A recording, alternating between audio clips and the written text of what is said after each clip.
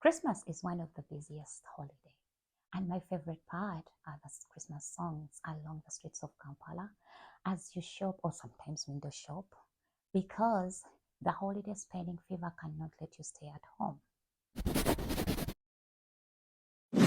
What's up, lads? Welcome back to my channel. If you're new here, my name is Lily, and on this channel we create life experience and faith-based content.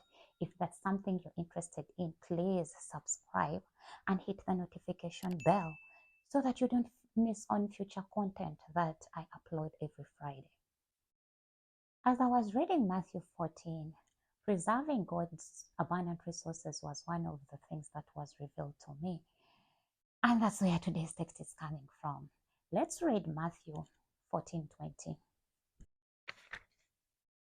They all ate and were satisfied, and the disciples picked up 12 basketfuls of broken pieces that were left over. They picked up. The key word here is pick up or gathered. They gathered the leftovers to preserve them. Here we see Jesus providing abundantly, but whatever was left over, it was preserved. So many times we don't preserve. We only preserve when we are in lack. The moment we have in abundance, we forget about preserving. And that is so wrong of us. We need to preserve God's unlimited resources. Like the disciples did. These people were working with someone who would provide abundantly, but they did not take it for granted. They knew that wasting his resources was wrong. And that's a lesson within itself, especially in the season we are in right now. Christmas is beautiful, no doubt about that. But it's also the time where the devil unleashes the holiday spending fever all over the world. And trust me, no one is immune unless you take the preservation antidote, just like the disciples did. During this season, we tend to get carried away. We overdo things, and it is important to meditate on Matthew 14:20 around this season, and maybe some other scriptures that I will throw in as we go along. Holiday spending fever comes with three things. 1, empty bank accounts. 2, debts. And 3, of course, stress. During this time, there are so many discounts and sales, and the prices are so enticing. It will take real financial discipline not to click on those links. And when it comes to street vendors, oh God, they'll drive you crazy. Everything they'll show you, the prices will make you think that you need that particular thing. But please resist the urge of buying, because chances that you already have that thing at home and it's functioning are very high.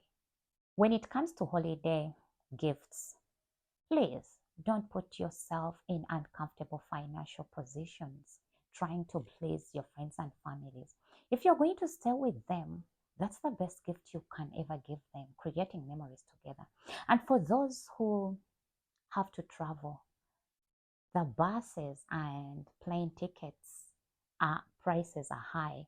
So you need to sit down and estimate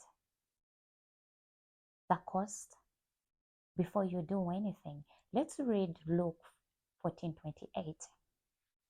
Suppose one of you wants to build a tower. Won't you first sit down and estimate the cost to see if you have enough money to complete it? Of course, sit down and estimate the cost. So many times we make decisions blindly just because we want to please our families, we want to please our friends. And that is not going to get us anywhere, but instead make our life miserable. So instead you could, if you feel like the bus ticket is high, the price of the bus ticket is high or plane ticket is high, don't go. You can still please them. Maybe send some of the money you have to them. Because I know for a fact during Christmas season, like for instance, in going from Kampala to Mbarara, in most cases it is like around 30,000. But during Christmas time, it can hike up to 100,000, and people still go. And that is wasting money. Why don't you just send some of that money so that they can use it and be happy instead of you going with nothing, you know? Let's do better, guys.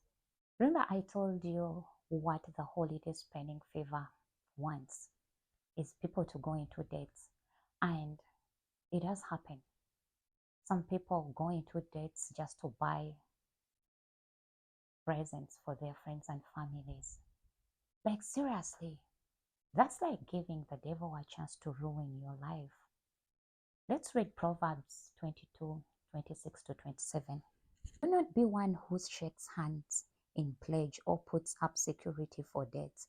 If you lack the means to pay, your very bed will be snatched from under you. Exactly. Your very bed will be snatched from under you. What I would do is plan out all year long and give presents to your friends and families. It could be every month so that you are not overwhelmed during holidays.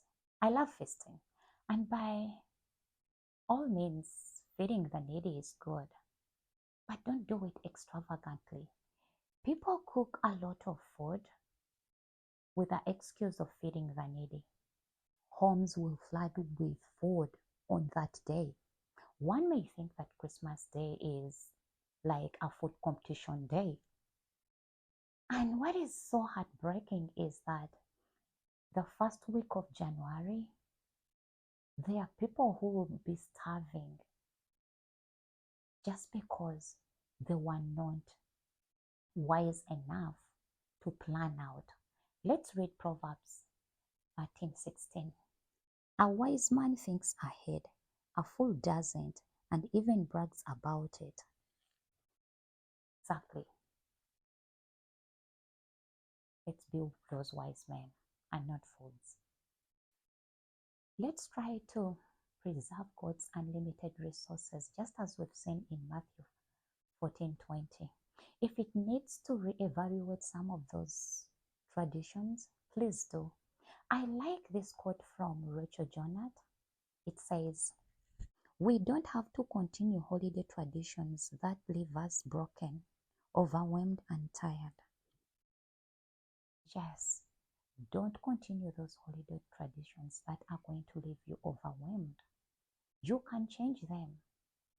I would like to know how you handle your holiday spending fever down in the comment section. Please don't forget to like, subscribe, and share. Happy holidays, loves. See you next time.